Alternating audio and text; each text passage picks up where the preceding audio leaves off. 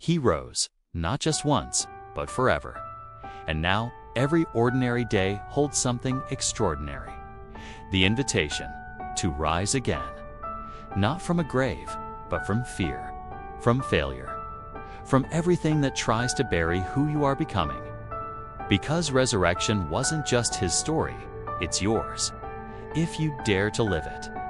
He rose, not just for the history books, not just to prove a point, not just to conquer death once and for all, but to show us how to live, again and again and again. Because resurrection is not a moment we remember, it is a life we enter. It is not only about coming back from death, but about choosing to rise every single day from everything that tries to keep us buried: shame, fear, failure, weariness, sin, disappointment.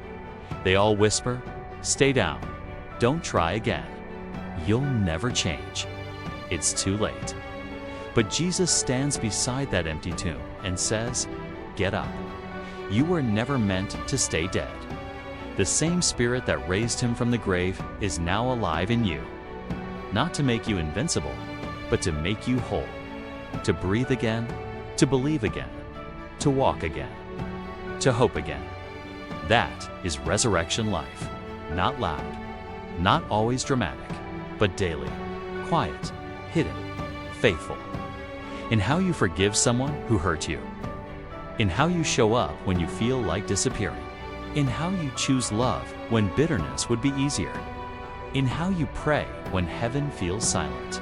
In how you speak truth even when your voice trembles. Every act of hope is a little resurrection. Every step into grace is an empty tomb behind you. Let this settle deep in your soul. You were made to rise, not once, but continually. Every time life tries to bury you, God is already whispering, "Come forth," just like he called Lazarus.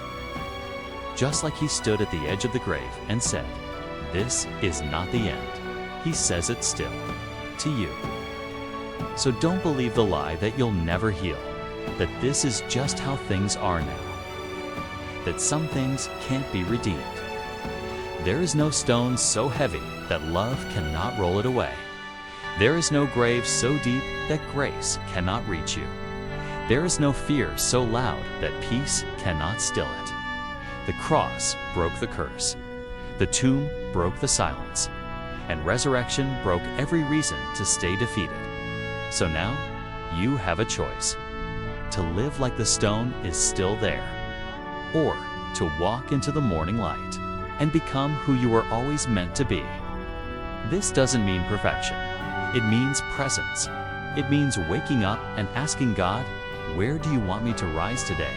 In this moment, in this job, in this family, in this struggle, in this calling." You rise. Not because you feel ready, but because he is already alive in you. This is not easy. There will be days the tomb feels safer. Days you want to crawl back into comfort, into hiding, into who you were before the stone was moved. But hear this, you are not going back. You are moving forward. Because resurrection doesn't call us to escape life. It calls us to enter it. Fully, deeply, faithfully, with open hands, with healed scars, with a voice that says, "I was dead, but now I live." And the world needs your story. It needs people who live as if death isn't final, as if grace is real, as if Jesus truly walked out of the grave, because he did. And that changes everything. So when you doubt, rise again. When you fail, rise again. When you are tired, rise again. When you are afraid, rise again, even if it's slow. Even if you stumble. Even if no one sees it but God. Rise, because that is who you are now.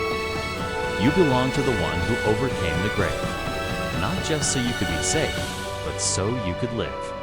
Really live. This is the resurrection journey, not a one-time miracle, but a daily surrender. Not a past event, but a present reality. Not a far-off hope, but a near and breathing truth. You can rise again, every day, every hour, every breath, not by might, not by willpower, but by the Spirit that called Jesus out of the tomb, and now calls you by name.